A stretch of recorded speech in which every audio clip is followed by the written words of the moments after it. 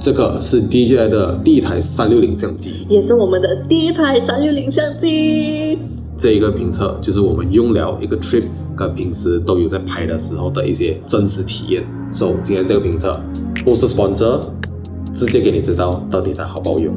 Let's go。Welcome back to our channel， 我是 Vincent， 我是 Chloe。今天这个 video 呢是讲about我们买的新的360相机，也是 DJI 第一次出的新相机，不是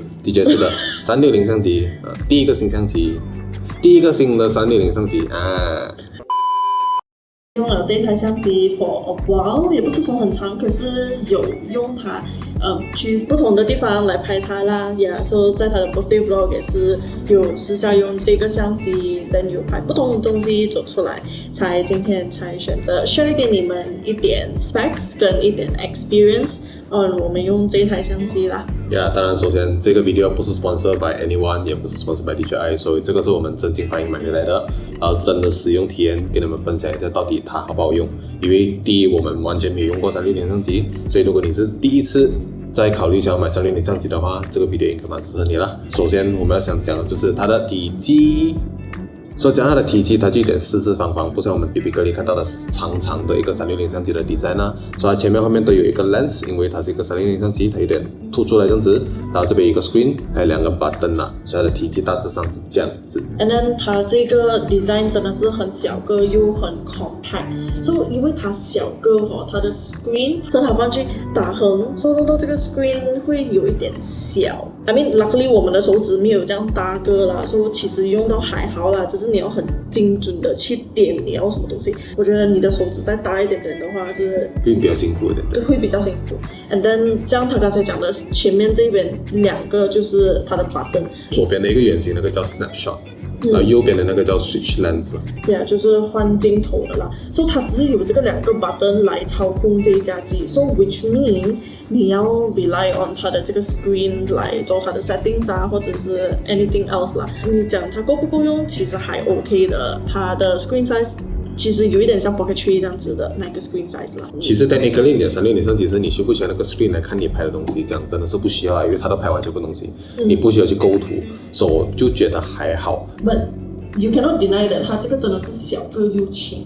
它的 weight 是它的重量其实蛮轻一下的，还有183个 gram 了。因为它的重量其实跟 Pocket 3是差不多一样的。就如果你今天要放在 Pocket 的话，它也每次放在 Pocket 的。你要放在 Pocket 的话，或者是你要放在你的小一点的 bag， 其实也 OK。如果你放在你的大的那些相机 bag， 它也不会吃很多位置。对，所以它很方便来带去哪里都 OK。对。所以讲到这边，它的体积 DJI 有 market 一个东西，就是它是 waterproof 的啦 ，which 它可以下到10 meters。对吧？我觉得大部分的 action camera 都是 market as a waterproof camera。对。然后我们有私放这一台相机进水里面。Which is our fault， 因为我们没有想到 scientifically， 所以我们 stupid。来 try 一下360的绑水。所以你这边可以看到啦，我们就有去 KLCC 的水族馆Korea， 然后我就试用把这个东西放进去水里面了，然后结果拍出来的东西是看不到的。然后回来 check 了才发现到，原来360相机其实它不能 directly 下水，因为它有 refraction 水折射的这个理念所以因为它的镜头也是圆的嘛，所以其实你是拍不到东西的。唯一能够下水拍东西是一定要用一个 diving case which DJI 还没有出。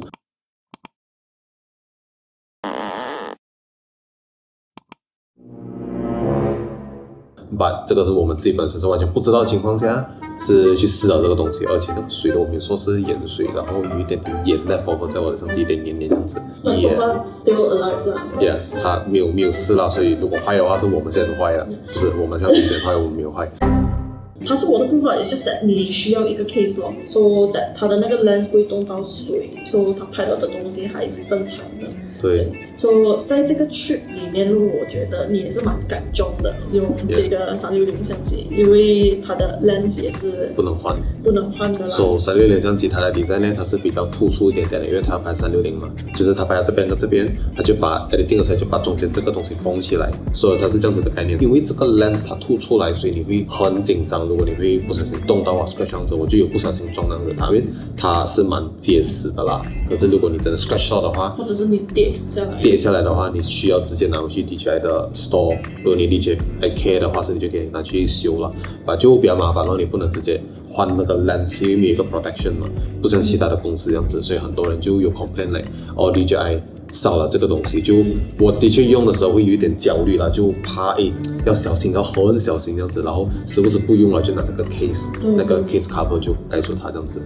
Yeah， 找到那个 case， 你买这一台相机，它会有 included 一个 pouch， 还有一个 rubber case 啦。But 这个情况下是你没有在用这个相机，它可以 protect 到。可是如果你要用来拍的时候，它又没有一个 lens protector 或者是什么东西，可是上面这边好像是有那些 latch 给你 attach 东西啦，只是 DJI 还没有出它的accessories， 不知道是我们罢了，还是每个用360相机的都会是这样子啦。不好彩它可以站的。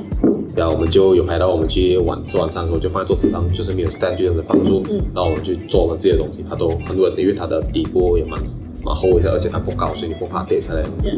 So 讲到这一台相机，我们是买 Adventure Combo 的啦。So Adventure Combo 它是 come with 它的那个 Invisible Selfie stick， 还有 Quick Release，Yes，Quick Release 是这样子的啦。你就是 screw 进去，然后你就可以直接去mount上去这相机了。当然它是一点 magnet 的，所以有时候你放错地方它是盖不到，你要多把你拍这样子。我不知道怎么是这个 design 呢，那你就可以 clip 两边，它就锁紧了。确定有听到那个声音，你才放手啊，不然掉下去不是我的问题啊。然后就一个 1.2 米的这个棍，隐形的棍了，它就可以把你的360的 footage 把这个棍弄隐形，所以像这样子的 video 你可以看到我们拍我们自己它是会隐形掉的。对，所以这个 quick release 它是可以 rotate 的。对，它就可以按这边有一个 button， 你就可以这样子按了，你就可以这样子往下这样子，所以你就可以这样子 selfie 咯。So selfie mode 的这个 is nice for like 一个 lens 的那个 mode 啦。Single lens mode。Single lens mode。So 如果你们有用它的这个 rotate 的方式，你们要注意就是它 invisible 不到那个。因为这个是那个 lens 嘛，它可以拍到你的棍。可是如果你是把它打直这样子的话，是因为它这边中间它会就封起来，所以你就像这样子这边看到的 footage 就是看不到这个棍了。所以这一点需要注意的。可是它是方便在你就是你要拍你自己，你就可以看到你的 screen， 你就可以这样子 selfie， 我觉得这是蛮方便的了。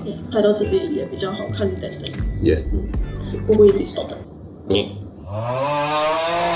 所以接下来我们要讲的东西就是它的电池啦。所以讲到的 battery 呢，它是在这边旁边，这边有一个 latch， 可是它不是直接这样推下来的。我很喜欢 DJI 它的这种 design 是有 plan 过了，它就是你要推过去再往下，所以你不会突然间拉到，尤其是可能你要动去下一个这样子。以前我有一个相机 Action Cam， 然后我就是没有关稳这个门，然后它就进水就直接坏了，而且我是下海。然后这里有一个1950个 mAh 的 battery。所以这个 battery 呢，它耐蛮久一下啦。像 official 来讲的话，它的这个电池可以拍 8K50， 可以拍1个小时多。然后我们没有拍 8K50 的这些，我们拍 8K30 而已，然后可以耐差不多2个小时。因为我们但是我就不拍，我是整个不拍过后剩10多%我就换了。所以 technically 它是 last for like 3-4个小时。可是我当然不会一直录了，因为很吃味嘛，拍 8K， 所以我就是录下停下，录下停下，这样子我可以用差不多半天，其实都问题不大。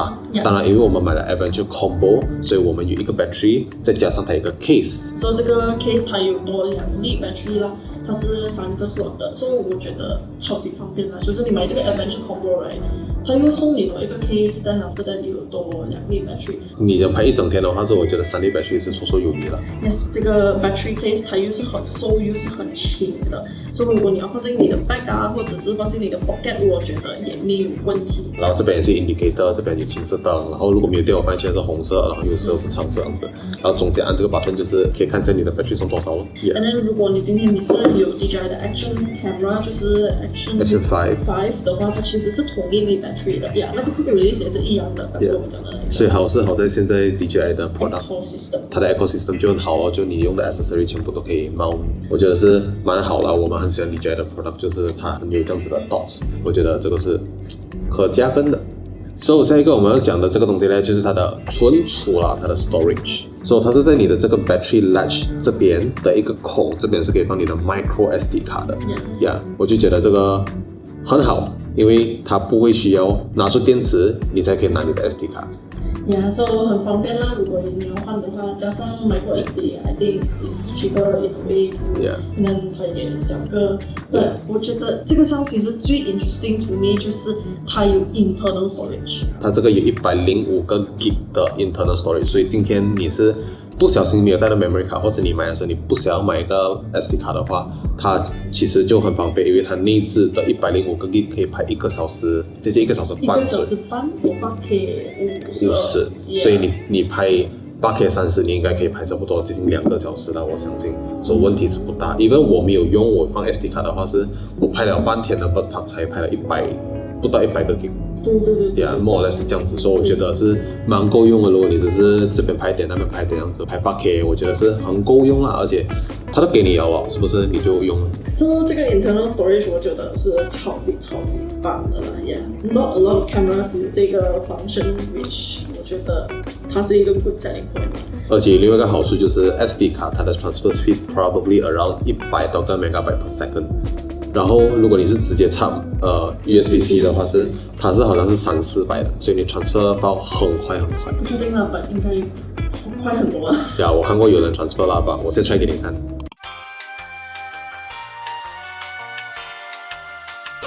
就是这样快了，所以我觉得是蛮 fit 一下了。so 这个 storage 很好用 ，internal storage DJI 加分。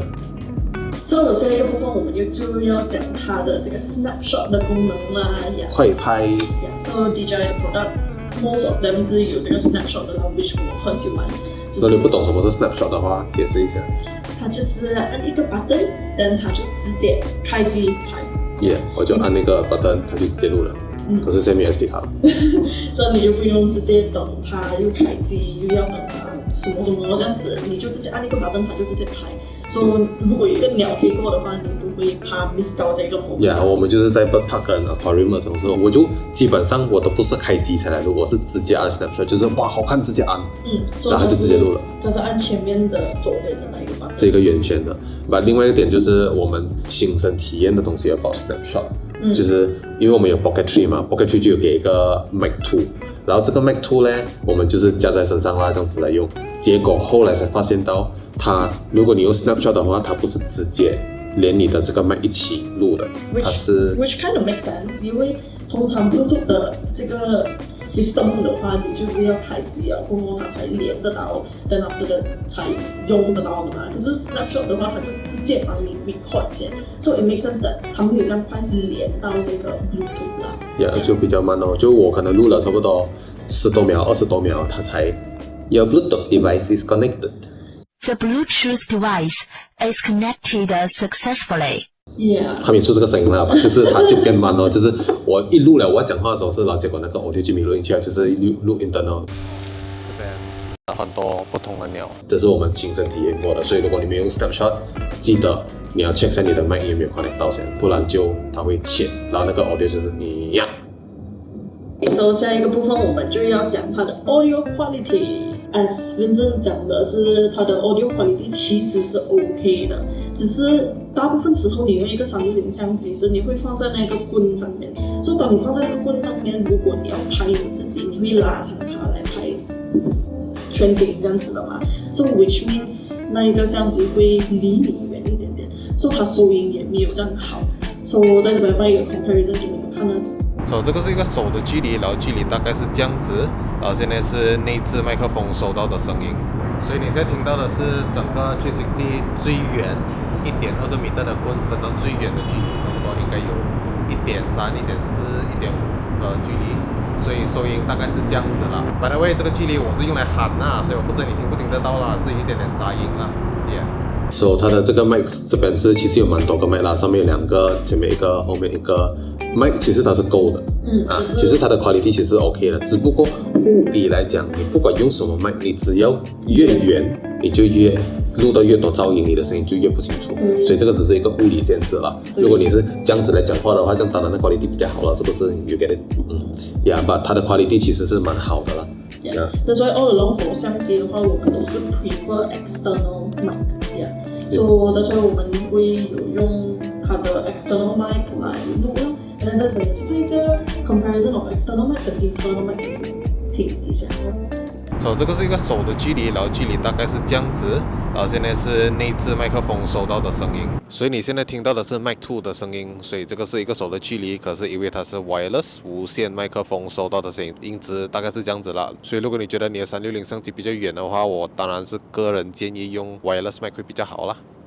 就是这样子啦。所以如果你们想要用的话，我个人是建议买一个 Mac Mini 啊 ，Mac 2这样子都 OK 的。可是如果你接受得到它without mic 的话，省麻烦的话就 OK 咯。没有问题的。因为它的麦其实也不差啦，我觉得不差啦，可以用啦。所以我讲了这样多，我们就接下来就在讲它的最重要的东西，它的 image quality。所以all along我们知道360的相机，它的那个sensor都是 rectangular 的啦，就是像我们普通的相机这样子，就是你的 APS 啊或者是 full frame 啊 sensor 都是 rectangular 的啦 ，horizontal 的 rectangular。可是在这边 DJI 就是做了一个不同的东西，就是它的 sensor 是 square 的啦，所以它是1:1的那个 CMOS sensor， 所以基本上来讲，它的这个 sensor 是全新的一个研究方式 I don't know but 说简单来讲，如果今天它的 sensor 是打横的 and then 因为它是360嘛，所以它的 sensor 一定是圆的呀，它只能用的地方就是圆的，所以 which means 旁边它是有很多浪费掉的 sensor 啦。可是 DJI 它做了一个 square 的 sensor which means 它浪费的位置比较少了啊，它用的那个 sensor 是基本上是用完的。简单来讲啦，你一块地你要拿来做 parking lot 是不是？然后你今天把全部 parking lot 做成 lorry 的 size，可是来的车全部都是Myvi或者更加小架的车，这样你是不是浪费了那个位置？是这样子的原理啦。如果你不明白我们在讲什么东西，以为这个是蛮深入的 camera sensor 的一部分嘛 ，but in exact 的话，就是因为它 design 了这个 square 的 sensor，which means 它是比较多 detail， 它比较多灯比较光 ，and then 它的 dynamic range 比较好啦 ，so in exact quality 比较好。As simple as that. So 我觉得 DJI very well done on this， 因为你要定制一个 square 的 sensor 它是一个不容易的事情嘛，因为它是全新，没有什么用，没有其他公司用过的，所以我觉得 kudos to them。然后就是2片 sensor for each lens 然后才把它变成一个 panoramic 的一个 image。所以在这边想要 clarify 给你们也是，就是因为他们的 marketing 是有讲它是 1 inch like 的 sensor。但这样子，如果不明白相机的人，他就会觉得他的相机是1 inch 的，它是像那些 action cam 比较好的相机的这样子的 sensor。可是很多人不知道的，就是因为它是一个310相机，它是2个 part 加在一起才变成一片的1 inch like。因为它是 8K 拍完全部东西嘛，所以今天那些啦，你拍你不可能用完 8K 了，因为它是拍完全部东西，你是不是会 crop 进去里面？从 8K 你只会用到中间罢了，因为你要拍你自己嘛，不是你拍外面嘛，对不对？所以它是不是 crop 下去？所以你要拍到你自己的话，可能它剩下的那一个 field of view， 它是不是可能只是剩下一个3K、2K 左右的一个 image？所以你讲它是 truly 4K 嘛 ？No， 如果你真正拿到这样子 truly 4K 的话，他们应该是要出一个around 12或者16K 的相机啦，which 这个可能以后会实现。But 现在来讲，很多相机都跟你讲可以拍 8K， 你要先知道它是拍完全部东西是 8K， 不是你 crop 出来它还是 8K 的意思。OK， 所以就是这样子的意思啦。所以很多人就是误解了这个东西，就觉得可以拍 8K 这样子。当然，如果你要拍到这样 high quality 的话，你不要它从这边去 2-3K 的话，你就用 single lens mode as simple as that。But anyways, let's go into spec 的部分，就是它的 panoramic mode， 我们一直在讲的啦，就是它可以拍 8K 50，and then 它的 single lens mode 它就是可以拍 5K 60。then after that 它的 Ultra Wide 可以拍 4K 120 I think Yeah, and then 可是这一部分你就要 take note， 因为它的 single lens mode， 它的 single lens mode 它是没有24 frame per second 的，所以 technically 来讲，我们有24、25、30，然后right？But 24是最 typical 你在电影院看到的一个帧率啦，就是1秒里面可以拍24张，这个是很 so-called cinematic 电影感的一个帧率。可是它就是 single lens mode 的时候，它是没有这个24 frame per second， 可是它有25，它有30，我们是拍30啦，所以很多人就有这样子的 complaint 吧。希望 DJI 可以 take note， 然后在下一个 software update 的时候可以 update 回这个东西啦。不知道是因为什么 reason， 把其他的都是可以拍24，除了 single lens mode， 我觉得有点差一点了。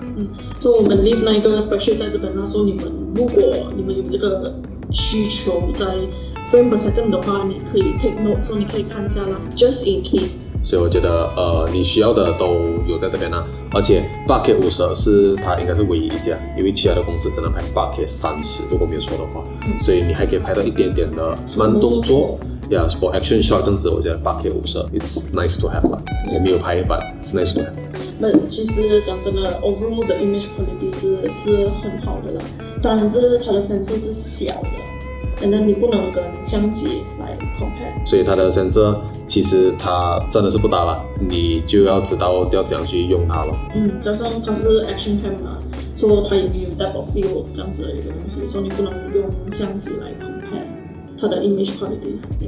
所以这个东西我们讲的就是它的色彩啦，所以它可以拍出什么样的东西，去看我的 vlog。开玩笑。So in spec wise， 它是可以拍 10bit 的 D-Log M， 这个是我们买它的最主要的原因了。其实。Yes.因为 Pocket 3它也是可以拍 10bit， 它也是可以拍 D-Log M 啦。所以讲真的，我们买了这一台相机 ，then after that 它可以 match 到我们的 normal 相机，就是我们的 Sony E1 还有我们 A7C2， 它可以 match 到，因为那个 color 就是 10bit， 跟它是拍 D-Log 的啦。所以如果你们不知道什么是 D-Log 的话，就是它是一个灰灰这样子的。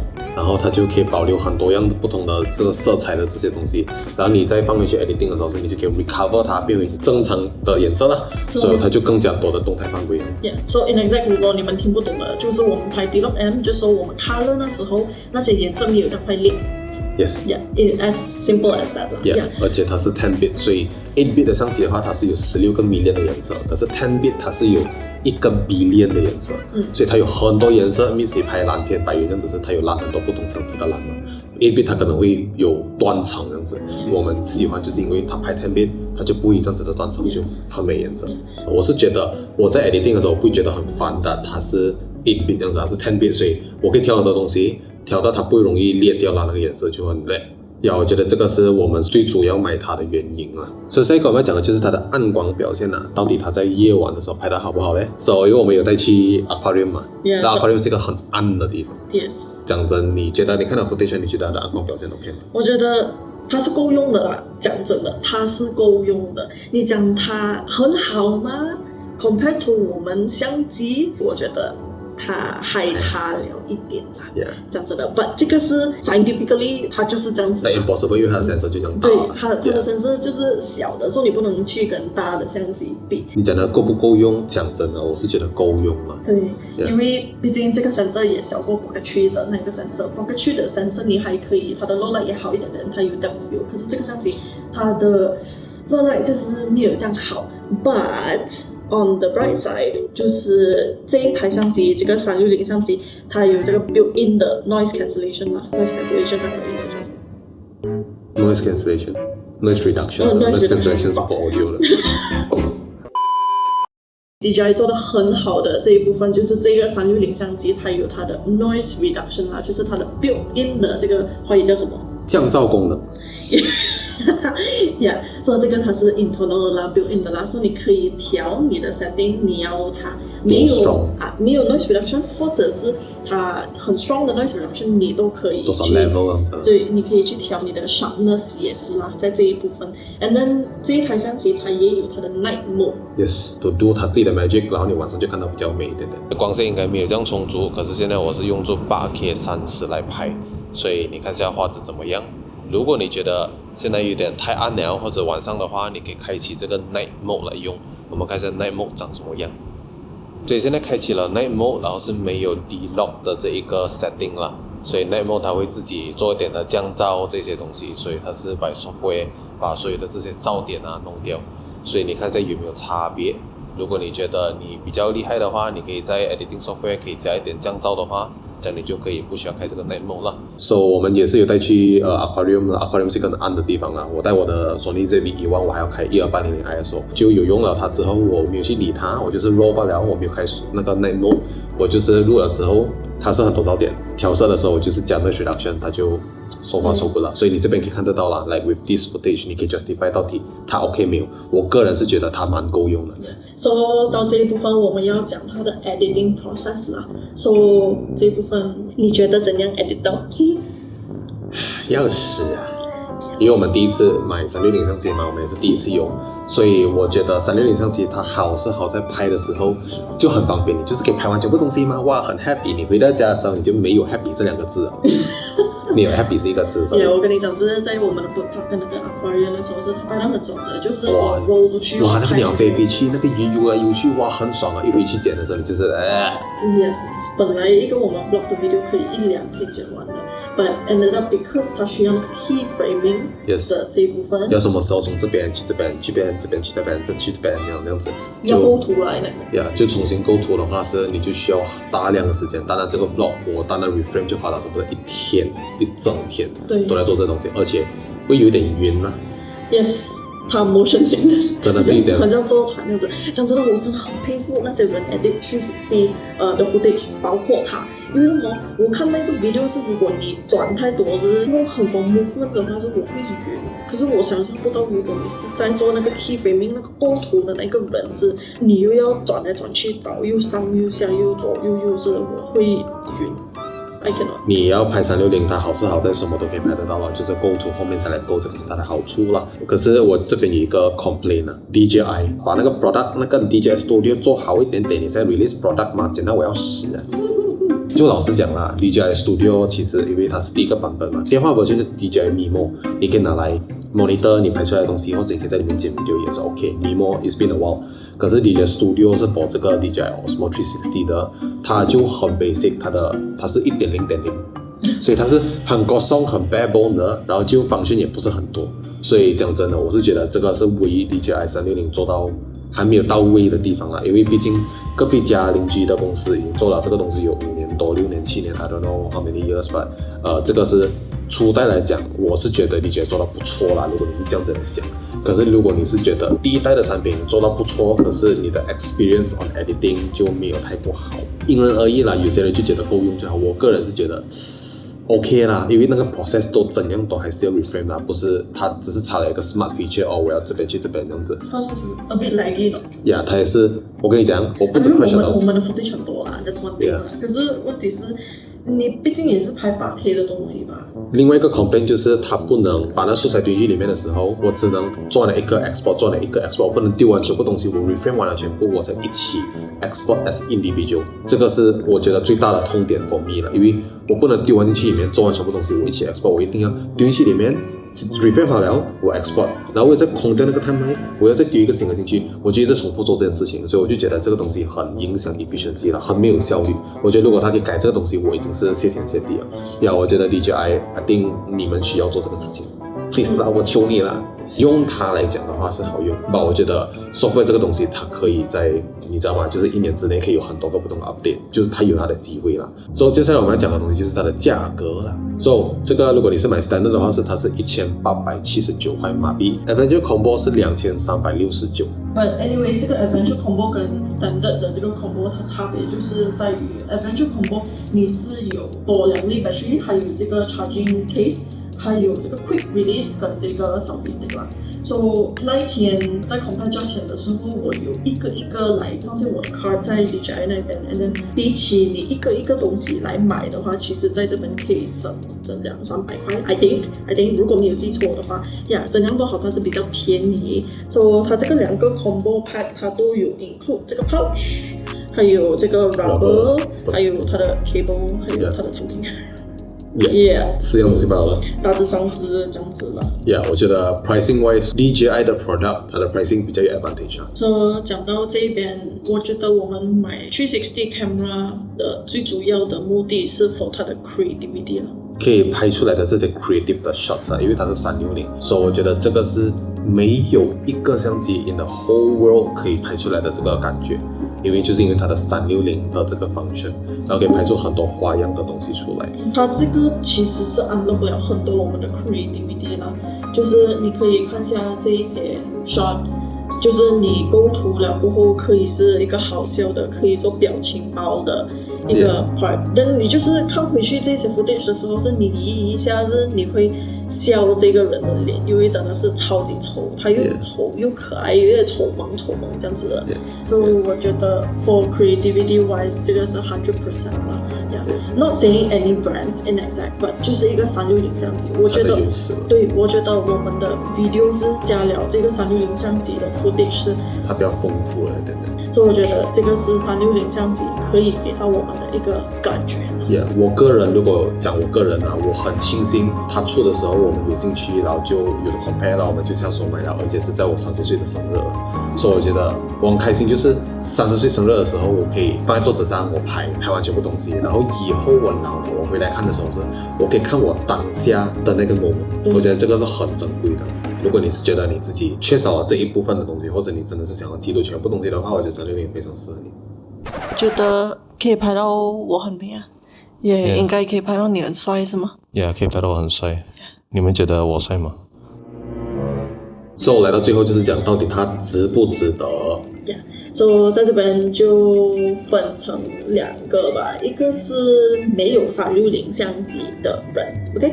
如果你今天没有一个360相机的话，我觉得有一架360相机，它可以是很方便，它可以是拍你日常通常拍不到的东西，跟你拍不到的东西也是。就是像我们去这个 bird park 的时候，是有一个鸟飞过，是我们不需要miss 掉了。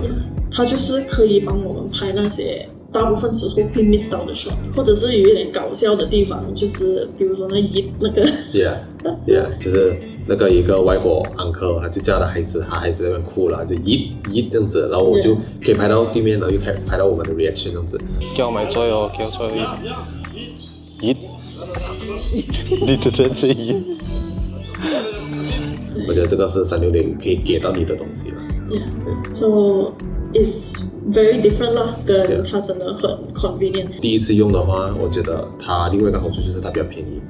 它的价钱来讲，对起一个比较的话，它也比较 friendly 一点点的。而且它又容易可以常卖啊 ，stuff 就它 ecosystem 也比较好样子。所以我觉得我没有买过360相机的人，我们个人是蛮推荐一下的。可是已经有了360相机的人，其实也没有什么必要。讲真的啦 ，logically 来讲，没有 bias 的话，讲真的没有必要，因为它就是多一个360相机 ，and then 它的 software 也没有这样好，毕竟这个是 DJI 的第一个 product 360 product， 所以它有很多进步的空间啦 ，especially for 它的 software 啦。如果在讲 software editing software 这一部分。可是，如果今天想要你注重的东西是它的 color、它的 10-bit、它的 D-Log-M， 其实我觉得它是一个 upgrade。But other than that， 我觉得是没有必要了。对，它是一个 big yes 啦。如果你注重 color 的话，你要牺牲哦。你就是有取舍啦，有取舍。我觉得如果你已经有了更比较的360 camera 的话，我觉得应该很难 convince 到你除了 color and sensor 啦。它的 sensor 也比较好一点点，我个人是觉得，然后颜色。But other than that， 我觉得戈壁家的技术跟它的完整度，毕竟做了这么多年嘛，所以它是比较一个成熟的一个阶段的。就 DJI 360还是一个在一个初创期，所以我觉得它还需要去 catch up with all of the things that consumer 需要的东西。可是我个人是觉得 ，as a 消费者，我觉得有竞争是对市场最好的东西。因为有竞争 means 不会 monopolize， 他们会想尽办法让你去买不同的东西 ，which means 他们会有进步。这个是我觉得戈壁家已经垄断了整个市场太久 ，DJI 终于出了这个东西，我觉得这个是 it's a beginning of the era of 两家相机一直在 fight 看谁比较厉害了，这是我开心的地方。I would recommend this camera in a day.